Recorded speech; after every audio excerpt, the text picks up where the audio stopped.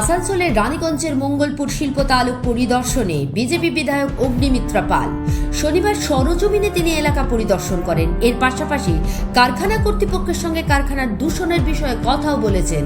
প্রসঙ্গত আসানসোলের রানীগঞ্জে ছড়াচ্ছে দূষণ। পশ্চিম বর্ধমান জেলার আসানসোল ও দুর্গাপুর শিল্পাঞ্চলের মধ্যে অন্যতম ইন্ডাস্ট্রিয়াল এরিয়া বা শিল্প তালুক হল আসানসোল মহকুমার রানীগঞ্জ শহরের অদূরে থাকা মঙ্গলপুর। সেই মঙ্গলপুর শিল্প তালুক থেকে আশপাশের এলাকায় ব্যাপক হারে দূষণ ছড়াচ্ছে। কয়েকদিন আগেই জানিয়ে রীতিমতো উদ্বেগ ও আশঙ্কা প্রকাশ করেছেন রানীগঞ্জের তৃণমূল কংগ্রেসের বিধায়ক তাপস বন্দ্যোপাধ্যায়। মঙ্গলপুর শিল্প তালুকের একাধিক স্পঞ্জ আয়রন কারখানা থেকে দূষণ ছড়াচ্ছে। এর ফলে এলাকার মানুষদের বিভিন্ন সমস্যা হচ্ছে। তাই এদিন আসানসোল দক্ষিণের বিজেপি বিধায়ক অগ্নিমিত্রা পাল পরিদর্শনে এসে কারখানার বিরুদ্ধে ক্ষোভ প্রকাশ করেছেন।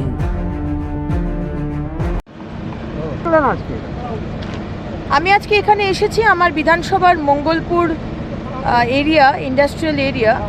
এখানে প্রায় 6টা কারখানা আছে, স্পঞ্জ আয়রনের কারখানা, যেখান থেকে সাংঘাতিক রকম পলিউশন হচ্ছে। আগেও আমরা এসেছিলাম এখানে, আগেও সতর্ক করে গেছি, কিন্তু তারা কোনো রকম অ্যাকশন নিচ্ছে না। তাই আবার আসতে হলো, কারণ কি আমার এখানকার গ্রামের মানুষ, আমার ভোটার, তারা আমার ভোটার বা যারা আমার ভোটার নয়, সবাই এখানে ভুক্তভোগী। এবং বেশিরভাগ মানুষের অ্যাজমা, সিওপিডি, লাং ক্যান্সার, বাচ্চাদের গ্রোথ হচ্ছে না। সুতরাং আমি এটা বরদাস্ত করব না। আমরা ইন্ডাস্ট্রিয়ালাইজেশনের অ্যাগেনস্টে নই, সম্পূর্ণভাবে ইন্ডাস্ট্রিয়ালাইজেশন হোক। মানুষের পেট চলছে এই কারখানাগুলোর জন্য, কিন্তু মানুষ অসুস্থ হবে, মৃত্যু হবে, হ্যাঁ, অ্যাট দ্য কস্ট অফ মানুষের লাইফ, প্রাণ নিয়ে নেবে, এটা আমি হতে দেব না। তাই এখানে এসে আমি বলে গেছি কর্তৃপক্ষকে, আমি নেক্সট শনিবার আবার আসবো। আজকে শনিবার, নেক্সট শনিবার। স্টেট ডিপার্টমেন্ট, পলিউশন ডিপার্টমেন্ট থেকে কবে এসেছিল, তারা কি লিখে দিয়ে গেছে সেই পেপার আমি দেখব, এবং audit report, safety and security কি অডিট রিপোর্ট আছে সেটাও আমি দেখব। আর যদি দেখি যে কাজ হচ্ছে না, তাহলে আমি কেন্দ্রে যাব। কেন্দ্রে গিয়ে যা নোটিশ পাঠানোর হয়, যাতে এরা বাধ্য হয় পলিউশনের মেশিনগুলোকে চালাতে।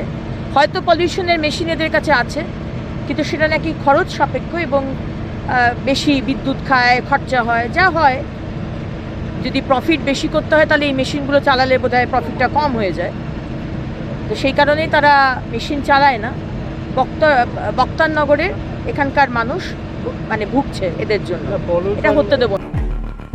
তার অভিযোগ, কারখানাগুলি দূষণ নিয়ন্ত্রণের জন্য যে মেশিন রয়েছে তা ঠিকমতো ব্যবহার করে না, তাই এই দূষণ ছড়াচ্ছে। এদিন বিজেপি বিধায়ক অগ্নিমিত্রা পাল পরিদর্শনে এসে মঙ্গলপুর এলাকার গাছের সবুজ পাতা কালো হয়ে গেছে তা তুলে ধরেন। অগ্নিমিত্রা পালের দাবি, আগামী দিনে দূষণ নিয়ন্ত্রণ না হলে এই বিষয়টি কেন্দ্র সরকারের দৃষ্টি আকর্ষণ করবে। যদিও এই প্রসঙ্গে কারখানা কর্তৃপক্ষের কোনো প্রতিক্রিয়া পাওয়া যায়নি। Bureau report, activist Bangla.